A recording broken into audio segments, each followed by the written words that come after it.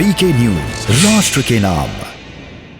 नमस्कार, मैं बहराज और आप देख रहे हैं वीके न्यूज। दिल्ली दंगों की तस्वीरें आपको याद ही होंगी, भूले नहीं होंगे आप, जब राजधानी की गलियां खून से लाल हो गई थी।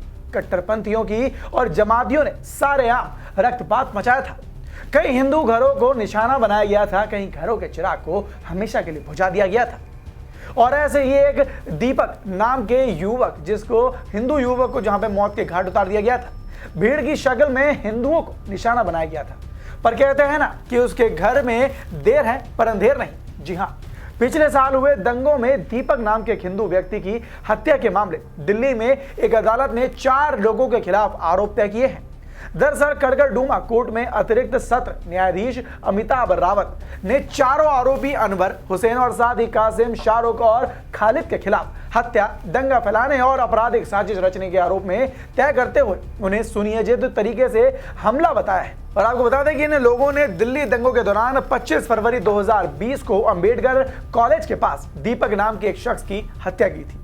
आरोपियों ने अपने आप को बचाने और निर्दोष साबित करने की लाख कोशिश की, लेकिन कोर्ट के सामने सब दूध का दूध और पानी का पानी हो गया और उनकी दलीलें काम नहीं आई। बता दें कि दीपक नाम के एक शख्स पर 25 फरवरी 2020 को हमला किया गया था। दोपहर के वक्त गोकुल रोड फ्लाईओवर के सर्विस रोड पर भीड़ ने हमला कर दिया था, जिसके बाद घायल अवस्था में वो अचेत मिला था। बाद में उसे जीटीबी अस्पताल में ले जाया गया, जहां डॉक्टरों ने उसे मृत घोषित कर दिया। पोस्टमार्टम की रिपोर्ट सामने आने पर पता चला कि मौत का कारण सिर और पेट में खून की नली के फटने से हुई है और एंटीमॉर्टम चोट के कारण रक्तस्राव उसका रुका नहीं, जिसकी वजह से ओवर ब्लीडिंग की वजह से उसकी मौत हो गई। अदालत ने सुनवाई के दौरान कहा कि यह साबित हो चुका है कि दीपक की हत्या 25 फरवरी 2020 को दोपहर करीब 1:30 पर हथियारों से लैस भीड़ द्वारा की गई थी। और इसके बाद आपको बता दें कि ये जानने के बाद ये फैसला सुनाते हुए कहा गया कि उनके भीड़ की शक्ल लेने के इरादे और साथ ही उनके अनावरण को समझा जा सकता है। और इस तरह की गैर कानूनी सभा, दंगों और साथ ही मृतक दीपक की हत्या जैसे अन्य अपराधों को अंजाम देने के लिए आयोजित किया गया था। अवैध तरीके से भीड़ द्वारा साजिश के तहत पीड़ित का बड़े ही सुनियोजित हमला कर उसे मार गिराया था।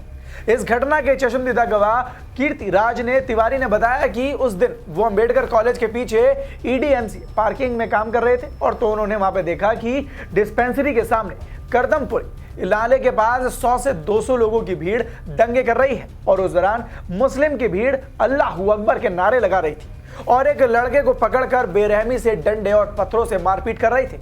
इस बीच जब दूसरे समुदाय के लोग वहां पहुंचे तो उन्होंने सार्वजनिक संपत्तियों को तोड़ना शुरू कर दिया। कट्टरता से भरी उन भीड़ में कुछ ऐसे लोग भी थे जिन्हें तिवारी खुद जानते थे।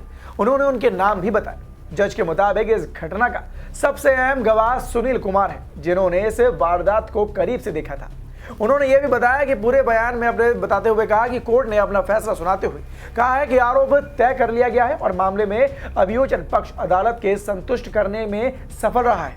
अभियुक्त समेत गैर कानूनी रूप से इकट्ठा की गई भीड़ ने दंगा फैलाने के साथ साथ दीपक की हत्या भी की थी। गैर कानूनी सभा पूरी तरह से हथियारों से लैस थी। उसने दीपक का पीछा किया और पकड़कर उसकी हत्या कर दी।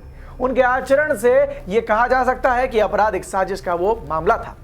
अदालत ने आगे यह भी कहा कि चारों आरोपी अनवर, हुसैन, कासिम, शाहरुख और रिंकू, ये खालिद अंसारी सारे के सारे इस्लामी भीड़ में शामिल थे। और दिल्ली दंगों में सिर्फ दीपक ही नहीं बल्कि कई ऐसे घरों के दीपक बुझ गए जिन पर उनके पूरे परिवार की उम्मीद टिकी हुई थी।